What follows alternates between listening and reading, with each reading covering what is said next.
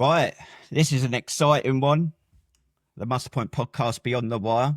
We've got Kev Godlington, ex-Special Forces, ex-Royal Engineer, conqueror of Everest. Welcome, and I'm incredibly grateful to have you on, Kev. It's an honour. You had me at conqueror. Conqueror, exactly. So obviously you've got a massive side to that's supporting the veterans. You do a lot of charity work. So how did that start? How did you get into that? Good question. Like most things, I think there's an element of falling into stuff. I joined the army at 16 and I spent a period of my formative years in state care. And I was, like lots of lads, a bad lad growing up in the Saint-Tropez of the North, Blackpool. And the net effect of that was that mischief was my primary function. And the army, like many of us understand, was quick to bring me to order and heel. And so I was one of the last intake in what was the Army Apprentice College in Chepstow, Beachley Old Boys. Because I'm very old now, Stuart. Not quite as young and fresh as you, mate. You don't look it, mate. You don't look it. And so what happened was 2 years of, strict military discipline turned me into the wonderful human being that sits before you today. Jib barracks, all that jazz. And then when I sort of left the military after 12 years, I quickly found that the transition to being a veteran was quite difficult because there was very little preparation to teach you how to become, say, a business person. And so I was fascinated by how we can make the veterans community more efficiently or run more efficiently. And so when I finally made some money and I finally made some success and managed to blag my way into the great halls of power, I co-founded the national charity Tickets for Troops with then Andy Coulson, who was Director of Communications. And I was doing some advisory for David Cameron, which is a long time ago now, who was then Prime Minister. And so we founded Tickets for Troops, which is the national charity for tickets, surplus tickets that go to veterans, their families principally, and those serving. But so that's how I got into it, Stuart, really. And that Tickets for Troops, I mean, it's national. I should imagine every veteran serving soldier has heard of Tickets for Troops. And I mean, I've been on there, and all the big sporting events, concerts are on there. And what was it like setting that up and forming those connections? Was it easy? Yeah. So I'm glad you say that, because building national framework around what is a consolidated and fractious veteran community for charities, right? We need to consolidate a lot of these things and make them more efficient with singularities of purpose. But Tickets for Troops was an easy offering because it wasn't in direct competition with anything else. And, Afghan and Iraq were still rampaging. So people were more generous and philanthropic. And particularly, we had a brilliant team of people who had access to the RFU, the FA. It wasn't me. I wasn't phoning up Burnley Football Club and such like. the far greater men like me, like Stuart Higgins and whatnot, were putting all the effort into doing that. But we found that the sporting community and the music industry was very generous, and they gave us lots of tickets. And, not long after we founded the charity, we'd done our millionth ticket, and now it's in the multiple millions. So, yeah, we're all incredibly proud of that. And the good thing about it was structured in such a way by Lord Marland and the founding sort of team, if you like, so that we didn't have to beg money from other competing charities, because there's only so much cash around. And the last thing we wanted to do was take from Combat Stress, Scotty's Little Soldiers, Blesma, meaningful charities that were actually doing frontline care for wounded soldiers and service personnel. Just in case anyone's not aware of Tickets for Troops, what's it all about? It does what it says on the tin, but people go online, do they, and apply for tickets to different events? Yeah, so it's like a ballot system. There are tickets that are available that you can sort of bid for. You pay a small handling fee, and then hopefully the tickets get issued. Sometimes it's really, really, really super sexy stuff like Formula One and Wimbledon, and then it's just a ticket to Miley Cyrus. Yeah, yeah. Well, some people may want that. Exactly. And are you still involved with tickets for troops, or have you handed on the baton? Not really. I gave up being useful long ago. Don't say that. So not really, no. I mean, it's now a fully functioning, well-established setup, and it doesn't require much effort from me. My sort of interest now and focus has been helping Nikki Scott at Scotty's Little Soldiers. Yeah, It's a charity very, very close to my heart. When I just summited Mount Everest, we took Lee Scott's name tag, which, of course, Nikki held very dear, and we sewed it onto our summit flag. yeah, So Scotty's Little Soldiers is really fundamentally the thing I'm interested in at the moment, raising cash for, helping, supporting.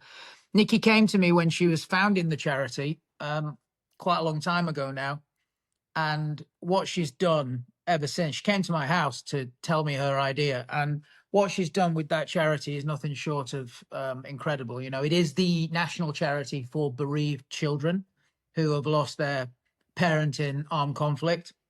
And they're helping hundreds and hundreds of children every year with holidays, support, pastoral care, and long into their adulthood, so that that natural progression of support is continued. You know. yeah, yeah. Interestingly, so Steve Black, my usual co-host, is ex RTR. I believe he served with Lee, and Yeah. I think coming up in the next couple of weeks, we're going to be interviewing Nikki about the work Scotties are doing, and I think they're going through a bit of an evolution. But it is really incredible the work they do, because I found, having been injured in Afghanistan, I come out and everyone treads on eggshells around you. It's all about the veteran that was injured, but they sort of forget about the family and how it affects. And Yeah. I sometimes I do. Sometimes I take for granted how lucky I was to survive, and Yeah. then I think the impact it has on the kids. So that's incredible. Yeah. So what's your involvement with Scotties? I know you mentioned fundraising, but Yeah. You were just making me think about all the times you used to take your eye out and put it in my pint glass. yeah, yeah. Anyway, moving swiftly on. Look, I raise a bit of money. I sponsor their ball. I do a little bit of strategic sort of advice. Look, these guys again don't need me, right? They're brilliant at what they do. I don't do very much. Nikki's very dear to me in the team, and we've, you know, always tried to be present and active. And the same with Mount Everest, and the mission we did in breaking the record was to try and signpost more awareness to Scotties. It's unfortunately, because Al Khan's is a veterans minister, we can't just name one charity. We're not allowed under ministerial code. So Yeah. we've kind of orientated it to bereaved children's charities, but we expect a very big chunk of the cash we raise by the end of the year to go to Scotties direct. Yeah, that's amazing. It's amazing. So where did the idea? I mean, you mentioned Everest there. It's been all over the media. It's a hell of an achievement. Yeah. Where did the idea come from? How did you get involved? Well, fortunately, I know better special forces blokes than me, right? I'm just a pretender. And I was in the Red Lion pub outside number 10 waiting for Al, who is the veterans minister and a former senior officer in special forces and a bit of a legend in our community, to turn up to talk about some veteran stuff. Yeah. And he'd not been long appointed a parliamentary undersecretary. So he wasn't very free of time. He was pretty busy, right? And I had been hearing about this alpine lightning ascent of Everest using pre-acclimatization and a number of different sort of organizations, including special forces, were interested in using a little bit of xenon gas, which protects the brain with some neuroprotections against Yeah. high altitude cerebral edemas. And so I jokingly told him, I said, why don't we do Mount Everest? And he went, oh, no, I can't spend 6 weeks doing that. I said, no, no, no. Apparently we can do it in a week. And he went, fuck it, I'm in. You know. So you know what it's like, Billy bullshit. We're sort of, yeah, we'll do that. And then I asked my mate Foxy to do it, and he was in, but then he's had some conflict with some of these little TV shows that everyone may have may not heard about that he does. Yeah. And he's a popular guy, isn't he? yeah. And he said, I'd love to do it, Kev, but I can't. He said, you should ask Stas. And I didn't know Stas because he's 10 years younger than me. And, you know, but I'd heard of him through Doc, of course, and his fantastic clothing brand. And so I phoned Stas up, and within 12 seconds, he went, I'm in. So, and Garth was going to be the expedition leader who'd climbed Everest before K2. He'd done all this sort of stuff and currently had the record at the time of 21 days from sea level to summit and back. So that's how it came about then. And, you know, we then had to go through 3 months of pretty vigorous and rigorous training in hot, sweaty tents at home over our beds. Nice. Gasping and hypoxic and all that shit. By day 3, we'd all got to the point where, what the fuck have we done? Why are we doing this? But then, like most things, we committed to the program, the training regime, and went for it. Yeah. And I guess doing it with I'm just thinking, I know you're a busy man, and I guess all of the guys that done it are, but for a minister in government to be doing it as well with his schedule, it's an incredible amount of planning must have gone into it. Yeah, I mean, the good thing is that we had access to really good logistics planning, you know, best in the world organization, weather planning, meteorology, all that jazz. I mean, it was top notch. We got support from everywhere, money from the Navy SEALs. It was just really, really well orchestrated. And Al was often at 5 a.m. with his little gas mask on, just stepping up and down on a box for an hour and a half, you know, because he's in a travel lodge somewhere on his constituency, and that's the only PT he could get in. But I mean, that was it, right? Everyone just had to get on with it, but it was on your own most of the time. We very rarely met to train together. I guess it's that's where that military thing comes in, like using the military experience for a positive, because I remember the gyms in forward operating bases in Afghan. It was like a tin of baked beans, and you get your hands on what you can get, and you just dig in and do what you got to do. Exactly, that's pretty much it. But I guess no amount of planning, and what do they say? No plan survives its first contact. So what was it actually like doing it? Because it's well, I mean, we'd all done quite a lot of mountaineering, and you know, Al was a SBSML, which is revered as being probably the hardest course in the British military. So we're, you know, great team of dudes. I mean, Everest was interesting in as much as it happened so quickly. We got like 12 hours sleep in 4 days. Get off the helicopter, check kit, 9 o'clock that night, straight into the glacier and through the Khumbu. I mean, our feet didn't touch the ground. It was just one laborious slog. And everybody just performed. I mean, that back to readiness state, 5 minutes before, crampons on, kit, belt kit, blah, blah, blah. It just flowed, and everybody knew their role and their job. Yeah. And it was very demanding. It was very hard. You know, I'm 50 this year. It pushed completely to the limits of most of our sort of endurance at some point. But actually, Everest isn't that hard. It's quite overstated, right? There's a lot of people who want you to pay 100 grand and have you believe it's the hardest thing on earth. Yeah. And it isn't. We made it very hard because we were the only team who summited. 100 people turned around and loaded into the camps because the weather was really bad, 50 mile an hour gusting winds and minus 50. And our Sherpas started to turn around because they were getting frostbite. But we persevered. I mean, I cowardly just sat there hanging onto the rope whilst the 5-finger brecking came out from Garth and Al with the Sherpas and the words, "We're fucking summiting whether you like it or not." I was like, shit, I wanted to turn around. Yeah, so I was like, fuck, it's not fun hanging out with SAS and SBS officers, right, who have got some sort of David Sterling mantra. So up we went and crawled to the summit, went through the weather and got through the cloud. And then we were alone on the summit of Mount Everest. The weather became calm and it Yeah. was an incredibly surreal and spiritual moment, right? But then you got to get down. You mentioned there, obviously, hanging on, thinking, "Fuck this, I want to turn around." Was that the lowest point on the mission? No, getting up was actually not that hard. It was getting down for me because I got diarrhea. I'd drunk some water at Camp 4 at 8,000 meters. And so I'm coming down now, what's called the Lhotse face, which is about 1,000 meters of quite steep ice.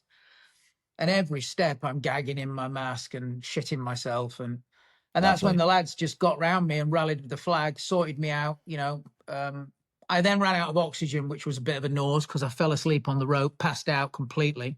Fucking hell. Yeah. And, you're thinking to yourself, fuck, don't become a liability. Don't become a liability. Don't let the lads down. Keep moving, keep moving. Because you think more about being the weak link in the team than you do about your own health and safety. But I was starting to put my crampons in the wrong place. My clipping in was going a bit. But the lads got round me and they squared me away. I got some fluid in, had a little rest, sprayed a bit more diarrhea. Bosh. I was brand new. Yeah, happy days.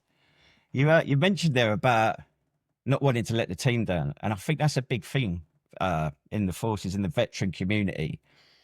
And I remember after my incident of being blown up in Afghanistan and waiting for the Pedro to come in, and I was in tears. And the thing that I kept saying was, "I'm sorry, lads. I'm sorry. I'm sorry." Because my biggest thing was I've let them down, because it's all about team, and I'm that cog that's going to go missing, and they're going to have to deal with that. And I think that carries through into veteran life after the services, because it's that I don't want to speak up because I'm weak. I'm going to let people down. Can you relate to that? Is that because that it just come up for me then when you said that? Yeah, I can relate to that, Stu. I think you're absolutely spot on. I mean, I think the principle of feeling, and we all feel remiss if we're not contributing on an equal footing, whatever the performance of the team. It can be, a fairly low grade team or a high performing super elite team. The function is exactly the same. If somebody is weak within that construction, then it isn't going to work, right? Yeah. And I think that that's probably where veterans have either suffered traumatic physical injury like you, or even struggled with the mental health and psychological injuries. That feeling of guilt, I'm not being probably as useful as I should be, and then not being as a efficient functioning veteran, whether that's not being able to get a good job or support your family, leads very much to this sort of sensation of self-worth and not having the ability to perform properly, then I think leads to further problems, certainly at a psychological level. Yeah. And that can lead then to, getting pissed every night, going out, knocking a few people out, bosh, bosh, bosh, whatever it is. Yeah, because I mean, obviously you alluded to earlier on how I used to take my eye out when we first met, and we first met, what, bloody, must have been 13 odd years ago now, Yeah. on a Channel 5 TV show, which bombed, but the principle behind it was very good. We were marvelous, Stuart. We were so fucking beautiful. That was a brilliant idea. And unfortunately, we didn't get the right budget, and they gave us a load of fucking schlids to work with. Schlids, I love it. Interestingly, Schlids. I found it on YouTube, the full episode. So I've been showing the kids it. They're like, and it's I've been trying to delete it from YouTube. I'm going to sue Microsoft to take it down. It's me behind getting rid of that, mate. I don't want anyone to see it. Yeah. But when we first met, so 2012, so I'd been out the forces 2 years. I was drinking. I was doing the cocaine. It was early days, so I was enjoying it. But I know some of the nights out we had, in Westminster. I know I'd turn up and then go missing, and then I'd come back, and I could sense that frustration in yourself maybe, and the people that we were with. And I remember I sort of owe you an apology, actually, because I remember you were setting up some sort of charity or an organisation, and you'd invited me and Pete to come down and be on board with it. And I remember I went out the night before this meeting in London, and like to basically let you down, and didn't show up because I'd been on it all night. And I sort of reflect on that, and I can quite easily reflect on that sense of guilt and shame and how I let people down. I mean, one of the things that blows me away with you, mate, is because you're so smart and you're so deeply thoughtful, and you've obviously got a good memory, because I vaguely remember these sort of episodes. But, you know, it wasn't just you, was it? You know, we won't name them, but everyone had the nose in the bag, right? They were all doing the Colombian marching powder, which is the accelerant that veterans often go to because it gives them back some form of high energy response that is feeding the demon, you know? Whereas, you know, I mean, we can talk about psychedelics and psychotropics and all the therapies that are being used now, particularly in America, to sort of study this. I mean, I've been a long-term supporter of that. We need money in these areas, and regulation and legalization. And it will stop people putting a load of cocaine and speed in their bodies, which for a veteran, and particularly someone like you who's combat wounded and also deeply thoughtful, it's just a fucking accelerant, right? It's like throwing gasoline on the fire. It's not needed. There's already enough activity in your head without it needing an extension till 6 a.m. chasing the sunrise, right? But it wasn't just you, mate, and you were always very courteous about these things, but it was obvious that you were struggling, and it was painful to watch, right? I mean, but there's not a lot you can do when you're dealing with someone as strong-willed as you, other than fucking put you in a fucking set of plastic cuffs and a shipping container. I think there was that thought went through your head at one point, didn't it? I think I even threatened you with a K&R package and a fucking shipping container at my house. But you mentioned that group we knocked around in for that period of time. I think there was a few broken heads, broken bodies, and that. And I don't, from memory, I think you had your own struggles, and how. I'm curious how you've dealt with them and pushed through. Yeah, I mean, I suppose I've spent my whole life saying there is nothing wrong with my head. It's everyone else. You're all fucking weak and stupid. And I'm not going to listen or take the time to sort of heed. But of course, time goes by and you learn that, unfortunately, the older you get, you often don't have the resilience that you probably had in your 20s and 30s to either drink your way through or just diaphone and ignore, right? Just put it in the box, get rid of it. I think there's a fine balance between talking repeatedly about something, particularly with people you don't trust, where you just sound like you're saying the same thing over and over again, which validates that negative memory, to just being silent and finding the right people to talk to who can talk to you and listen in the right, appropriate way. And fortuitously for me, I've got people I can talk to now to talk about some of the things that have happened to me in my life, which I deem traumatic.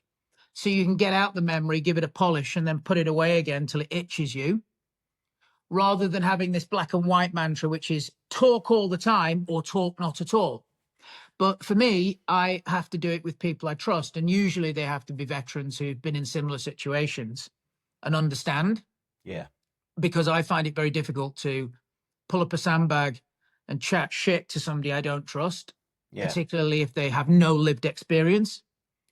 And then I suppose I've been using psychedelics now constructively, safely, and recreationally at home around my burn pit in gorgeous weather that's stable and safe, not in a epically chaotic environment like 2 a.m. in a nightclub.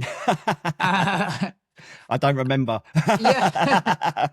And that's been, I think, really helpful because, you know, as long as you do it properly and safely and it's managed appropriately with people, again, that you trust and you can experience this with, I've been using that as respite. I mean, I've known for a long time that if I go near accelerants such as cocaine and speed, I mean, I'll be up for 4 days and causing chaos and, you Yeah. know, killing or being killed.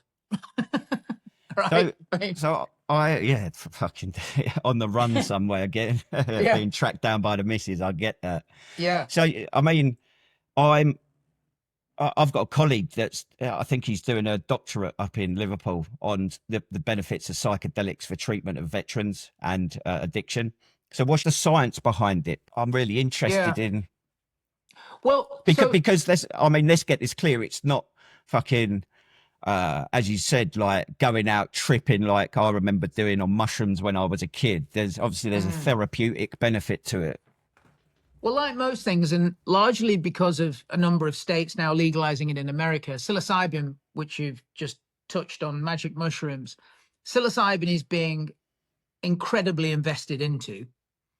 And we now know a lot more about how, so MDMA, psilocybin, how it works with different serotonin reuptake and how it adheres to different molecules in the brain.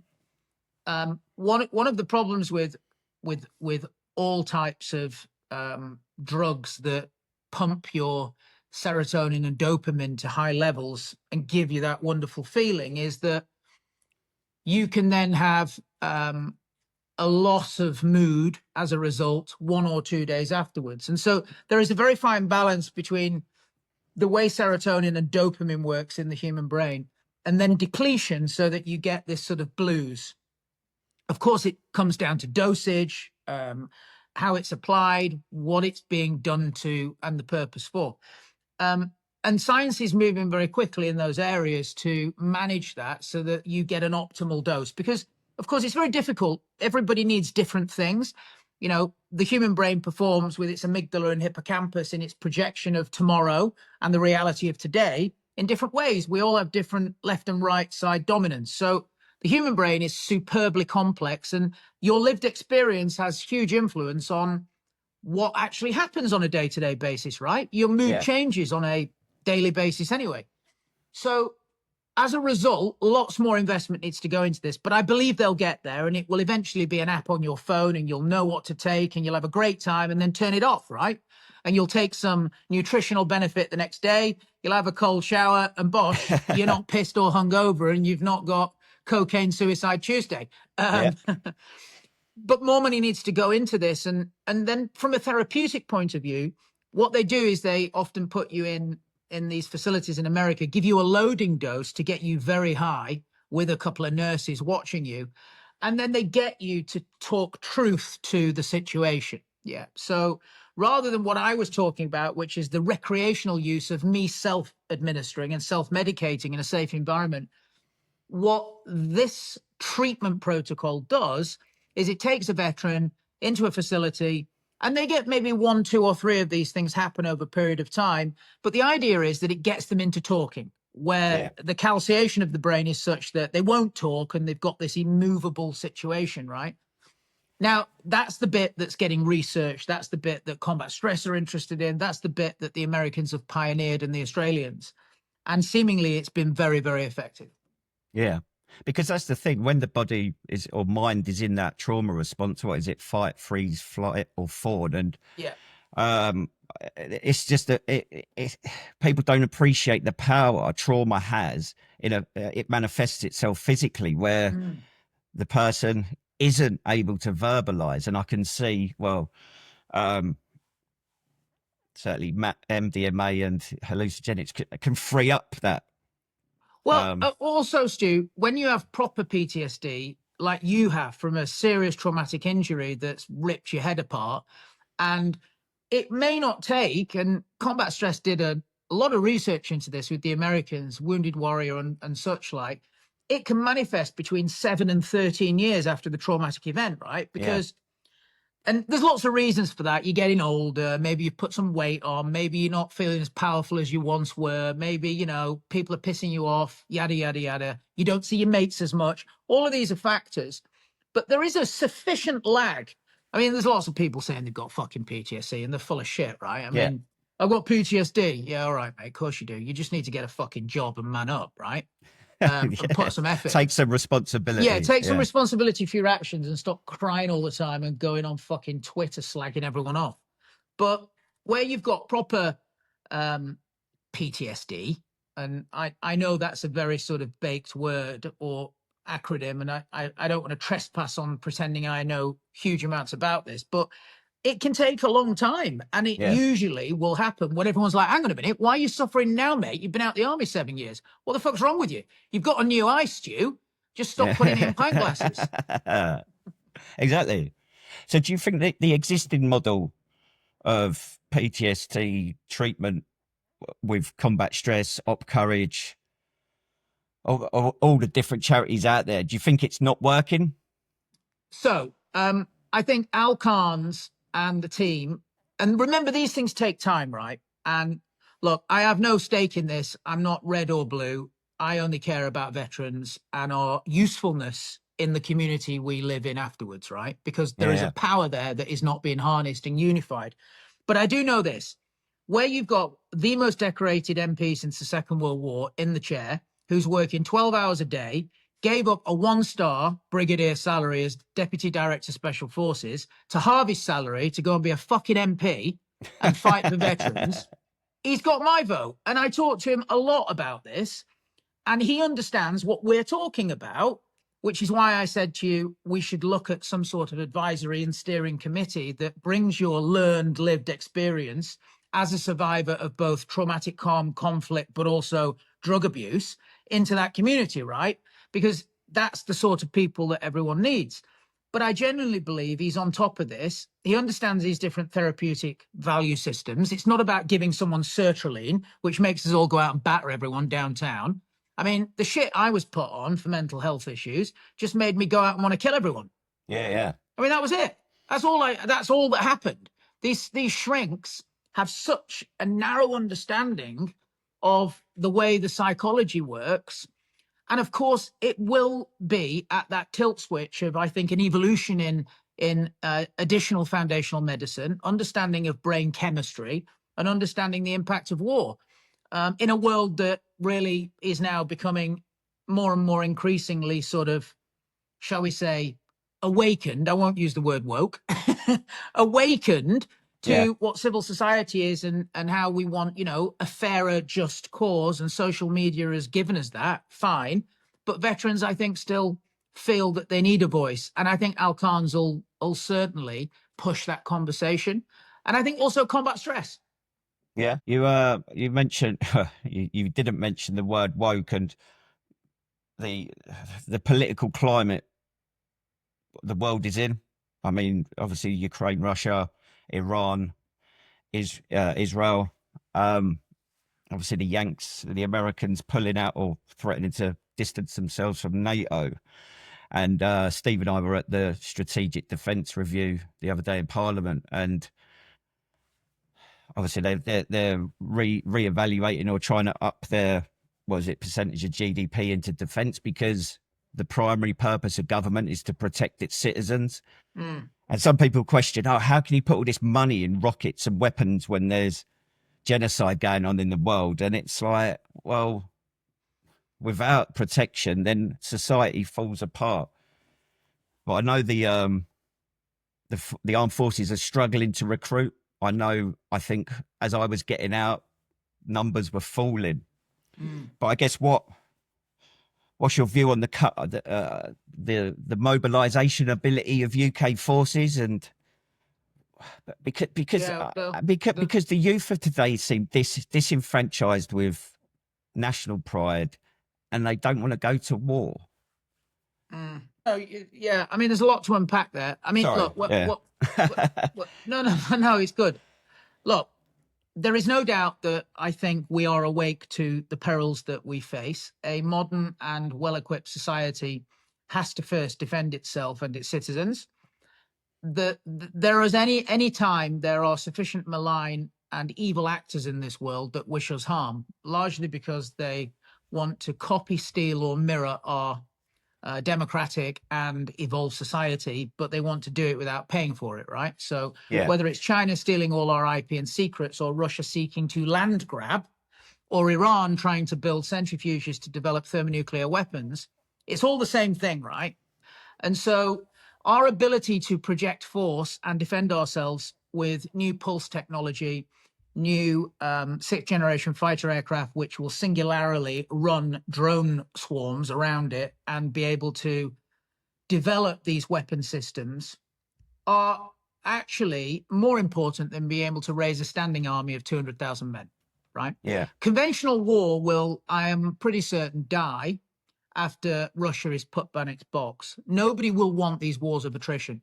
The artillery shell and the bullet and the micro drone, which is killing ones and twos at a time, is horrible on every level. I mean, it may as well be Stalingrad, Leningrad, or the, you know. So I don't think anybody, including the Chinese, have the stomach for that. The more you evolve your society to become globally aware of their own welfare, so the more Chinese people become middle class and go above the threshold of $30,000 GDP per household, which is happening at a rate of millions a year, the less likelihood China is going to become a next Russia in its ability to operate conventional warfare. But that doesn't mean that all these things aren't real, right? So having the only meaningful 4-megaton silo Trident II missile system, which really and largely is the only effective nuclear deterrent in the world that actually works, sneaks up on you and drops it on your head. Most of these ICBCMs and thermonuclear weapons that are tactical weapons, i.e. missiles, a lot of them won't even achieve a thermonuclear action, right? I mean, they're old, they're out of date, and most will get shot down in flight. So there's a lot of gaslighting that goes on about how unstable everything is. That doesn't mean to say that we shouldn't be taking action against Iran, taking action against Russia in symbiosis and in lockstep, because we don't want them aligned like they have been. And in doing this, it will tell China, this is not the pathway you want to take, right? So I always remain optimistic about the world order. There's a lot of careful chess playing being played out, even by the Americans, right? It's not all, and I understand he gives off incredibly mixed signals, Mr. Trump, but there are people, remember, in America that are still very smart, custodians of the safety and sanctity of our democracies, and that our alliance is robust through UK, US, special forces, our Five Eyes alliance, our shared intelligence community, and our shared nuclear deterrent, the only nuclear deterrent that functionally actually scares the shit out of everyone, right? Yeah. And it genuinely does, because it is a city killer. So I always remain optimistic, Stu. I still believe we can deploy incredible soldiers. I believe in the fighting spirit of the British Tommy. And I genuinely believe that at the highest levels and echelons, we still produce pound for pound the finest stand-up soldier on earth. But it will not be about numbers anymore, mate. It will be about being smarter, more technologically advanced, and reminding ourselves that a third of the Nobel Prizes came from this little fucking island. Excellent. Probably make me proud to be British again.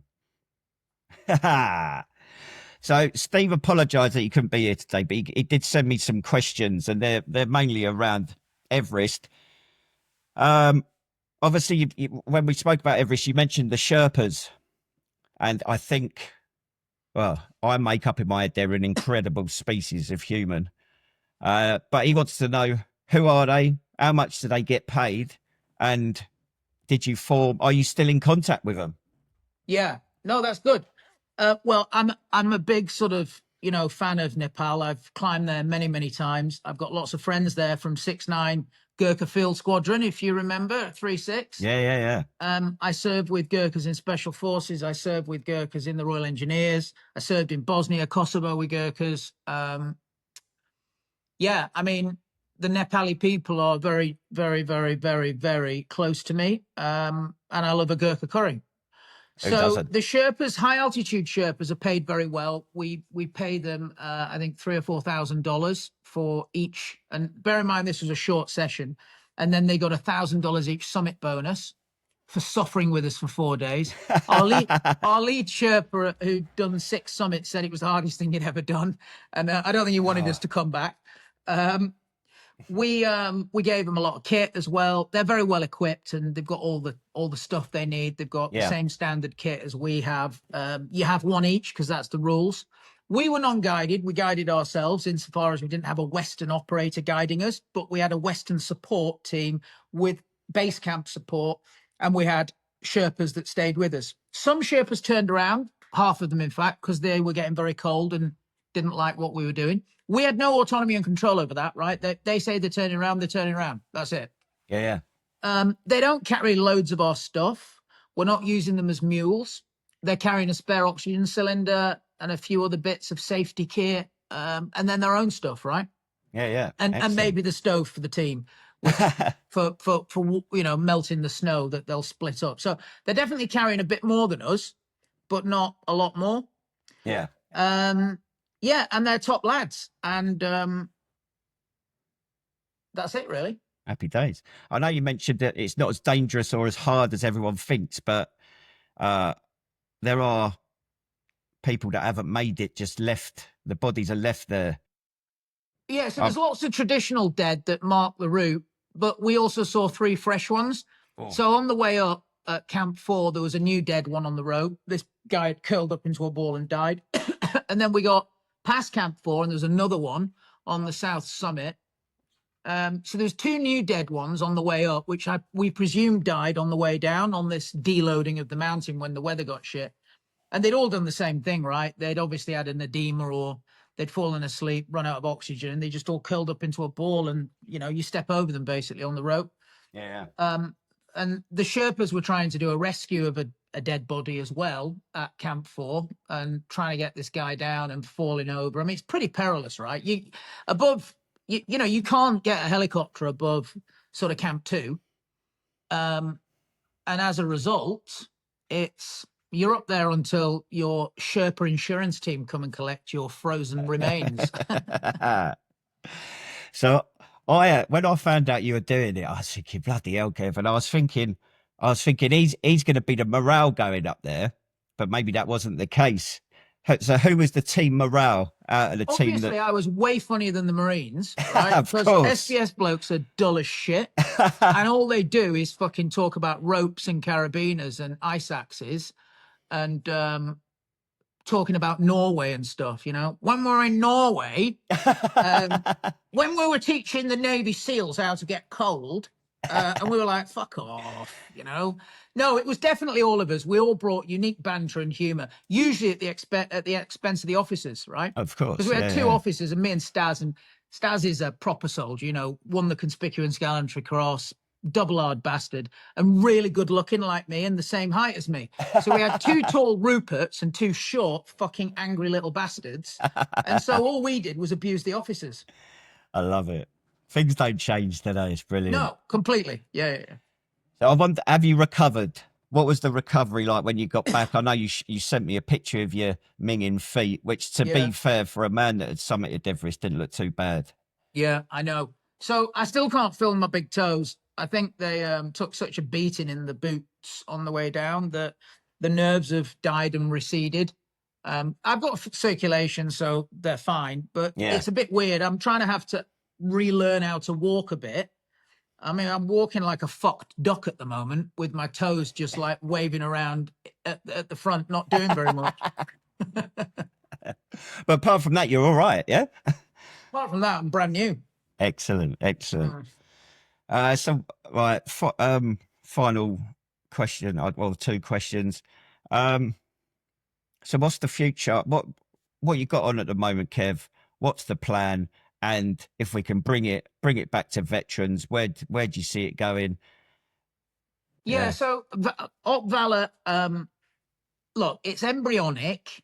We need to give the Ministry of Defence and the Veterans Office and Affairs a bit more time to fix, I think, a number of things. One is the statutory inquiries and the a grievous persecution of veterans that have served our great country in armed conflict, particularly special forces, and that includes Northern Ireland and Afghanistan. I take it ours. That's one of ours missions, right? Yeah. Excellent. Yeah, and carrying on from Johnny Mercer's statute of limitations, and look, there are learnings that everyone should take in feedback, but this has just gone way too far, and we all know that, right? So it's front and center. He is doing everything he can with other departments, and I know even the Prime Minister, to try and find a meaningful solution that's sustainable to this. And same with Valor and all the other constituent parts. But it would be remiss of me to sort of trespass on that and say any further.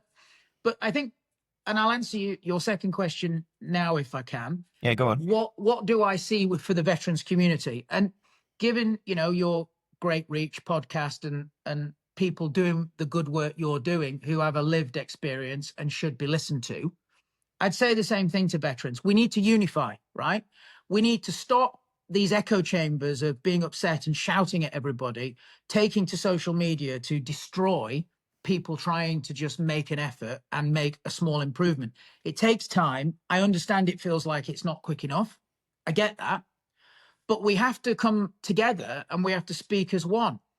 And we are a force to be reckoned with, I think, when we do that, because not only has everybody been willing in the same way as taking the Queen's shilling to serve our country and also put their name down to go to war, but afterwards, we have such a brilliant success story in small to medium-sized building businesses, moving into other sort of government agencies. I mean, we are innovators and inventors as veterans, and we're the best of British. So if we came together more, we tried to sort out lots of these smaller charities and bring them together in more structured, unified, singularity of purpose manner, I think we would find that we would be much better at operating in civistry than we think.